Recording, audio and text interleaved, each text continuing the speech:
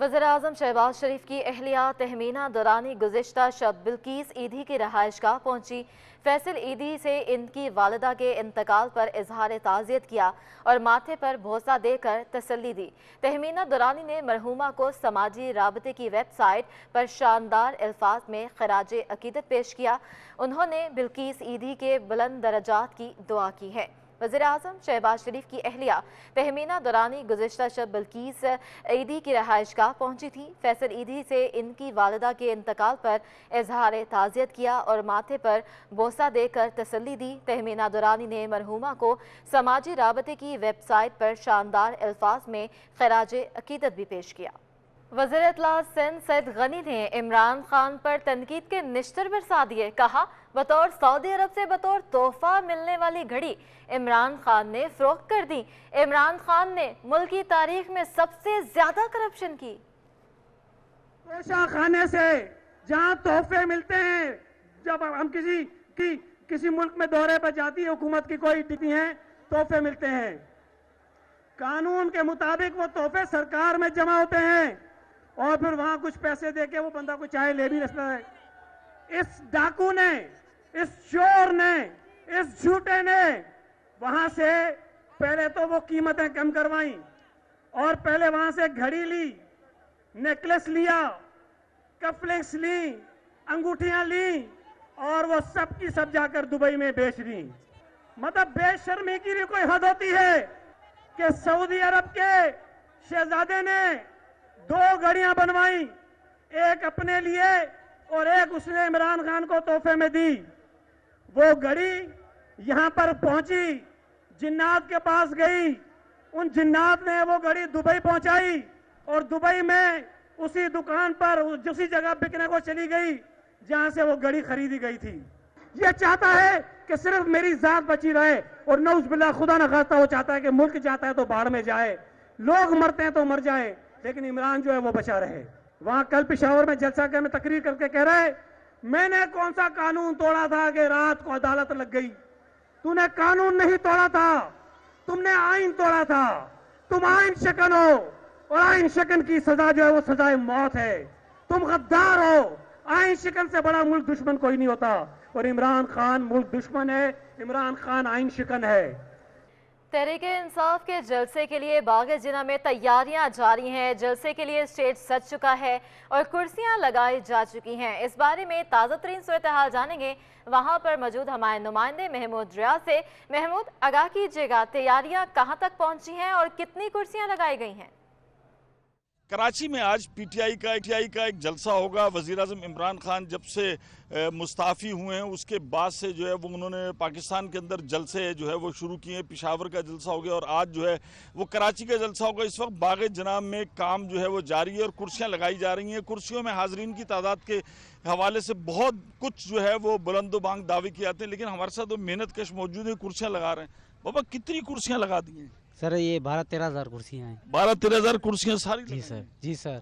और ये सोफे वोफे कितने हैं? सर ये सोफे 600 सोफे हैं। 600 सोफे? जी सर। ये वो डेकोरेशन वाले जो है, मैनेजमेंट वाले, इनका कहना था कि तकरीबन जो कुर्सियां लगाई गई हैं ना वो 12,000 कुर्सियां लगाई गई हैं। अब ये आने वाला वक्त बताएगा कि जब यहाँ पर बढ़ते हैं तो इन 12,000 कुर्सियों पर कितने लाख अफराद जो है वो विराजमान हो सकते हैं। अगर हम दूसरी तरफ बात करें तो स्टेज जो है वो पंडाल भी सजा दिया गया है। यहाँ पर म्यूज़िक की और तमाम चीज़ें जो हैं वो बहुत बड़ा स्टेज बनाया गया है जिसके ऊपर रवायती जो है म्यूज़िक का, लाइटिंग का और भरपूर तरीके से जो इंतजाम किया गया है।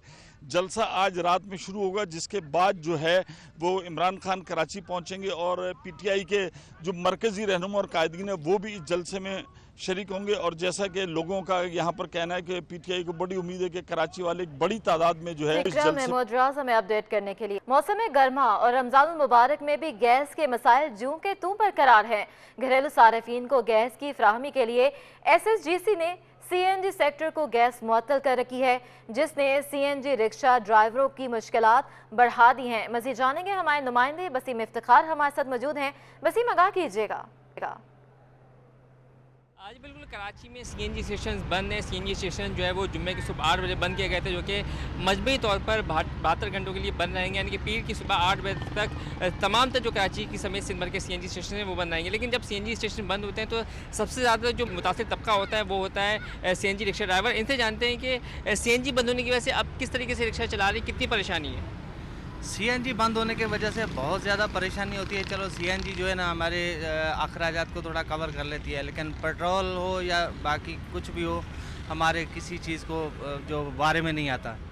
اور دوسری بات یہ کہ مہنگائی ابھی اتنی ہو گئی ہے, مہنگائی ہماری ویسے کمر توڑ رہی ہے, ہمارا جینا مشکل ہو گیا ہے اتنی مہنگائی ہونے کی وجہ سے کہ ہم اپنے جو وزیر اعظم ہیں, ہمارے جو بڑے عہدوں پہ جتنے بھی ہیں, سب کے لیے سب کو بولتے ہیں کہ بھئی ہمارے لیے مہنگائی کم کریں تاکہ ہمارا جینا آسان ہو. جی بالکل, ادھر رکشہ ڈرائیور جن کا کہنا ہے کہ کمر توڑ مہنگائی سے ایک جانب جہاں یہ پریشان ہے تو اس کی وجہ سے دوسری جانب جو ہے سی این جی بھی بند ہونے کی وجہ سے ان کے مسائل بڑھ جاتے ہیں, جبکہ پیٹرول ان کے بارے میں نہیں آتا ہے. ان کا جو ہے متعلقہ محکموں اور حکومت سے مطالبہ ہے کہ فوری طور پر مہنگائی کی صورتحال ہے, بندش کی صورتحال ہے, اس پر قابو. وسیم افتخار ہمیں اپڈیٹ کرنے کے لیے. کے ڈی اے نے اپنے 6 برطرف ملازمین کی بحالی سے انکار کر دیا. کے ڈی اے حکام کا کہنا ہے کہ ملازمین کو بحال کر کے بعد تنخواہیں سندھ حکومت نے جاری کرنی ہوتی ہیں, جس پر عدالت نے سندھ حکومت سے 9 مئی کے لیے جواب طلب کر لیا ہے. مزید تفصیل جانیں گے, ہمارے نمائندے بلال احمد ہمارے ساتھ موجود ہیں. بلال, آگاہ کیجیے گا اس حوالے سے.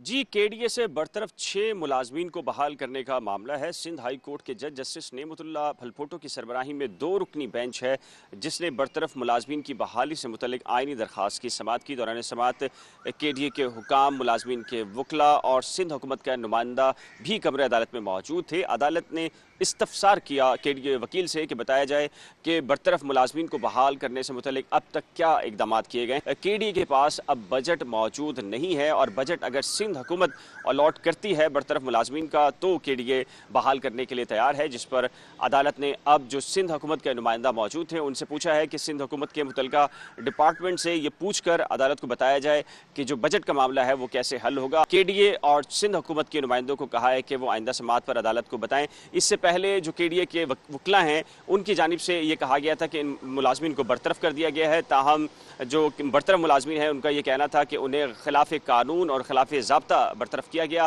لہٰذا بہت شکریہ بلال. کاروباری خبریں شامل کرتے ہوئے آپ کو بتائیں کہ معیشت کی بحالی حکومت کے لیے بڑا چیلنج بن گئی ہے. برآمد کنندگان کا کہنا ہے کہ حکومت تبدیل ہونے کے بعد پالیسی بھی تبدیل ہو جاتی ہے. حکومت جو بھی فیصلہ کرے ملکی معیشت کو دیکھ کر کرے. صنعت اور برآمدات کے لیے پالیسی مرتب کرنا ہوگی. مزید تفصیل جانیں گے, ہمارے نمائندے اشرف خان ہمارے ساتھ موجود ہیں. اشرف, آگاہ کیجیے گا اس حوالے سے. جی ہاں, بزنس کمیونٹی سے جو بات ہوئی ہے اس میں کنسرن جو پیٹرولیم مصنوعات کا بڑھنا ہے وہ تو ایک طرف, لیکن ساتھ میں پیداواری لاگت بھی بڑھ سکتی ہے کیونکہ بجلی کی قیمت بھی بڑھ جائے گی, کیونکہ فرنس آئل بھی مہنگا ہوگا, ڈیزل بھی مہنگا ہوگا. ہم جانتے ہیں یہاں پہ ایکسپورٹر جو ہیں سابق صدر کاٹی ہمارے ساتھ موجود ہیں, ان سے جانتے ہیں کہ کیا اثرات دیکھ رہے ہیں سر, کیا ہونے جا رہے ہیں. دیکھیں, نئی ریجیم آتی ہے تو ان کی پالیسیز علیحدہ ہوتی ہیں, وہ اس کو الگ اینگل سے دیکھ رہے ہوتے ہیں, پولیٹیکلی پھر وہ اس کو بلیم گیم کا حصہ بناتے ہیں. بٹ پیٹرولیم پروڈکٹ میں جو اس وقت international market ups and down کا شکار ہے, اس کو سامنے رکھتے ہوئے, اپنی اکانومی کو رکھتے ہوئے, کہاں پہ کتنی سبسڈی اور کتنا اماؤنٹ اس میں ڈالنا ہے, ایکسپورٹ کے لیے اور انڈسٹری کے لیے کیا کرنا ہے, یہ سارا بیٹھ کے ان کو محنت سے کام کرنا پڑے گا. بیسک آبجیکٹو ہے کیا یہ سب کچھ کرنے کا. ہم کہیں کہ جی دنیا میں پیٹرول کی قیمت بڑھ گئی, آپ بڑھا دو, اس سے بجلی بڑھ جائے گی, آپ بڑھا دو, یہ سب ہو رہا ہے, یہ کر دو. بٹ آپ کا آبجیکٹو کیا ہوتا ہے یہ سب بجٹ بیلنس کرنے کا؟